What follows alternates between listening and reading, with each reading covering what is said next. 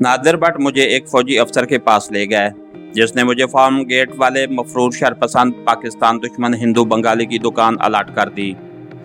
कुछ रकम का चेक मुआवजे के तौर पर भट्ट साहब ने लिख कर दे दिया। वो मुझे लेकर नवादरात की दुकान पर गए। हमारे साथ चंद फौजी अफसर भी थे। दुकान का कब्जा मुझे दे दिया गया। दुकान आधी लूटी जा चुकी थी, फिर भी उसमें कांसी के कीमती थाल, गुलदान, कालीन और दूसरे नवादरात मौजूद थे। मैंने एक बिहारी लड़का नौकर रख लिया और कारोबार शुरू कर दिया। हालात चूंकि मामूल पर आ चुके थे, इसलिए दुकान चल निकली। देखते ही देखते मेरी आमदनी में इजाफा होता गया। नवादरात का सामान ज़्यादातर मीना मस्ती और चट्टागांग के शहरों से आता था, मगर वहाँ हालात बहुत कशीदा थे और हमारी फौज मुक्ति बाहिनी और भारतीय कमांडोज के खिलाफ ज़बरदस्त गुरीला जंग लड़ने में मसरूफ़ थी। इस वजह से इन शहरों से नवादरात का सिलसिला मुनक़ते था। भट्ट साहब ने मेरी दुकान में कालीन लाकर डाल दिए और मैंने इन कालीनों की तिजारत शुरू कर दी। इस तिजारत ने चंद महीनों में ही मुझे माला माल कर दिया। दौलत की रेल पेल हो गई। मैंने एयर कंडीशन गाड़ी रख ली। ढाके के फैशनेबल इलाके गुलशन में एक छोटी सी पुरफिजा कोठी खरीद ली।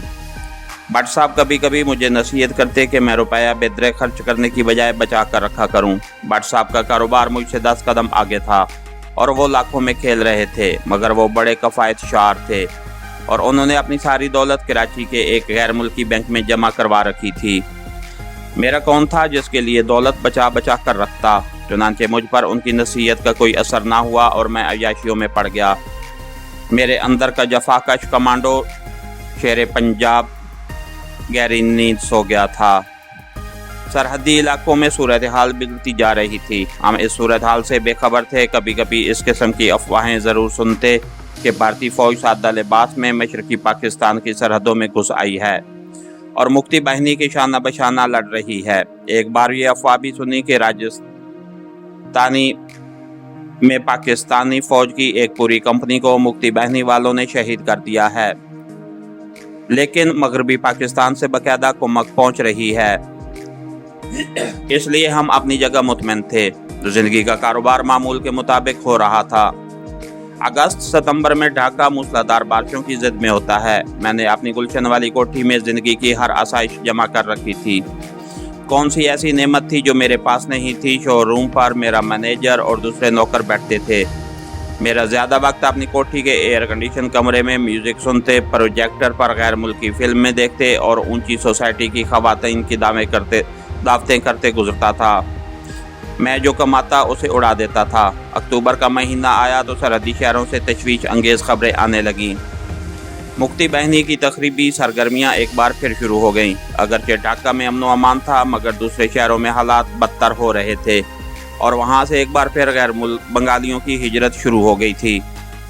एक रात भट्ट साहब मेरे यहाँ आए। वो कुछ परेशान थे। उन्होंने बताया कि सियासतदानों की नासमझी और खुदगर्जी की वजह से मुल्की हालात अच्छे नहीं हैं। फिजा में कोई बहुत बड़ा ख़तरा मंडरा रहा है और सरहदों पर हमारी फौज कसम परसी के आलम में अपनी बका की जंग लड़ रही है। मैं भी फिक्रमंद हुआ और फ़ौरन तजवीज़ पेश की कि हमें सारा कारोबार ठिकाने लगाकर यहाँ से निकल जाना चाहिए। भट्ट साहब हंस पड़े। देखा माल कितना प्यारा होता है। बरखुरदार अभी हालात इस मकाम तक नहीं पहुँचे और पहुँचेंगे भी नहीं। सब ठीक हो जाएगा। तुम सिर्फ एक काम करो जिसके लिए मैं तुम्हारे पास आया हूँ।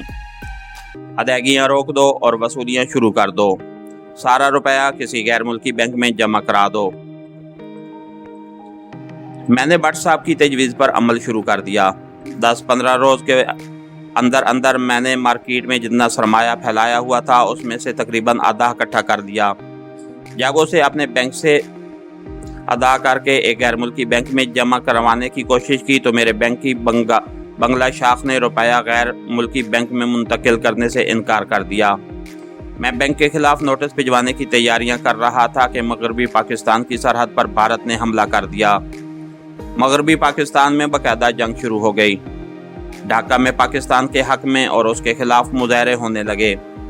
मशरकी पाकिस्तान के मुहिब्बे वतन लोगों का ख्याल था कि जंग सिर्फ मगरबी पाकिस्तान के महाज पर हो रही है, इसलिए मशरकी पाकिस्तान के महाज पर भारत की कार्रवाइयाँ कमज़ोर पड़ जाएंगी और पाकिस्तानी फ़ौज सरहदों को मुस्तहकम करने में कामयाब हो जाएगी। भारत अब ये चाहता था कि किसी तरह मशरकी महाज पर भी जंग का ऐलान कर दे। आखिर उसकी ये ख्वाहिश पूरी हो गई और मशरकी पाकिस्तान ने भी ऐलान जंग कर दिया। भारत ने मगरबी और मशरकी पाकिस्तान के दरमियान फ़िज़ाई रास्ता मुनक़ते कर दिया। हमारी फ़ौज मशरकी पाकिस्तान में मैसूर होकर रह गई। फिर भी हमारे बहादुर जवान हर महाज पर भारी यलगार को रोक रहे थे और अपनी जानों के नजराने दे रहे थे। ढाका पर 3 दिसंबर को भारतीय बमबारों ने बम गिराए। हमारे लड़ाका तैयारों ने 7 भारतीय तैयारे मार गिराए और 1 घंटे बाद कलकत्ते के फौजी हवाई अड्डे पर खड़े भारतीय तैयारों को भस्म करके रख दिया।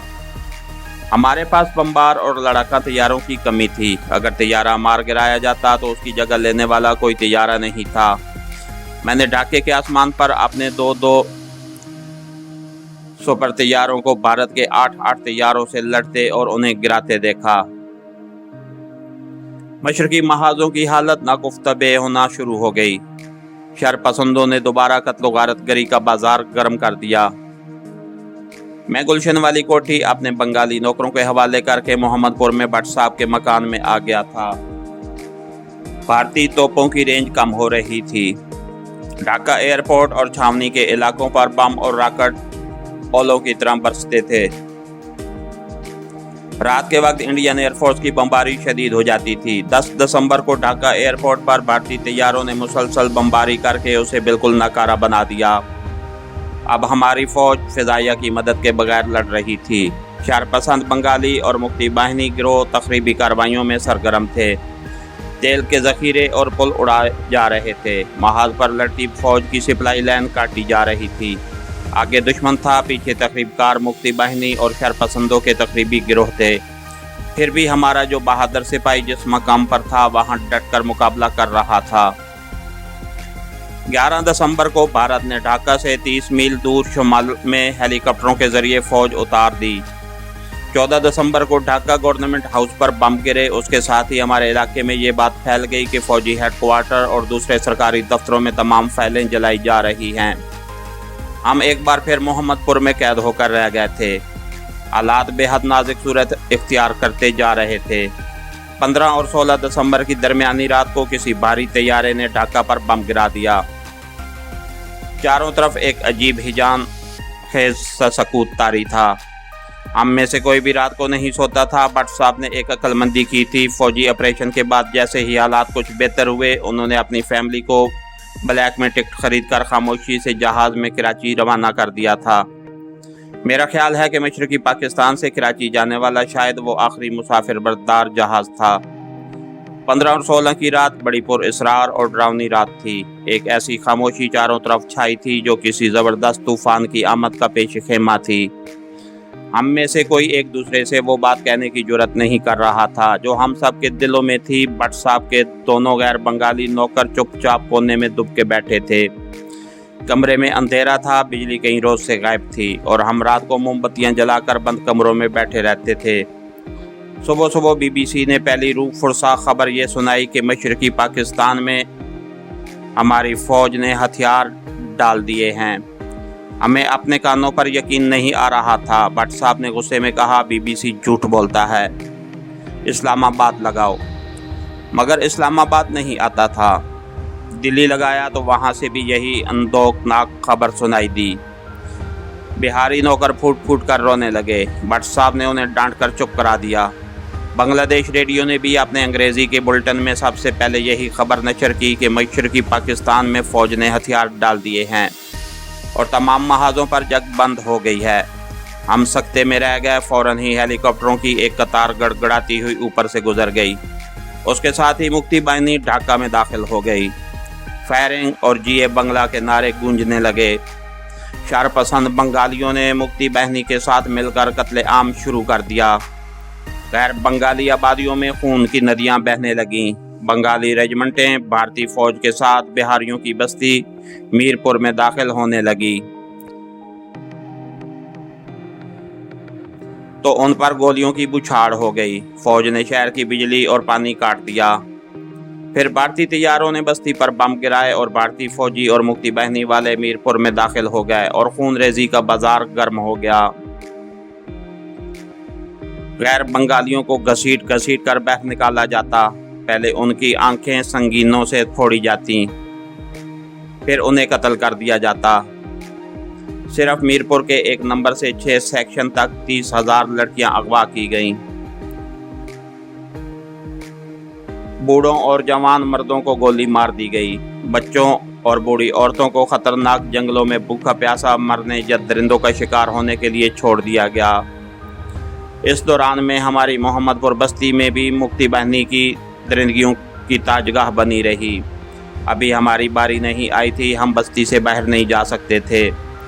भट्ट साहब और मैं अपने गोरे रंग और कद काट की वजह से फौरन पहचाने जा सकते थे कि हम बंगाली नहीं बल्कि पंजाबी हैं, और शहर के गली कूचों में पंजाबियों को चुन चुन कर कत्ल किया जा रहा था। उनकी आंखें निकाली जा रही थीं। इकबाल स्कूल की कत्लगाह में एक पंजाबी को लाने के 100 रुपए दिए जाते थे। भट्ट साहब ने अपने शोरूम के कोने में फर्श के नीचे एक छोटा सा तहखाना बनवा रखा था, जहां वो कालीनों को प्लास्टिक में लपेट कर स्टोर किया करते थे। इस वक्त मकान में भट्ट साहब के पास कोई 2 लाख रुपए के करीब करेंसी नोट थे, एक पिस्तौल था, 100-150 गोलियां थीं।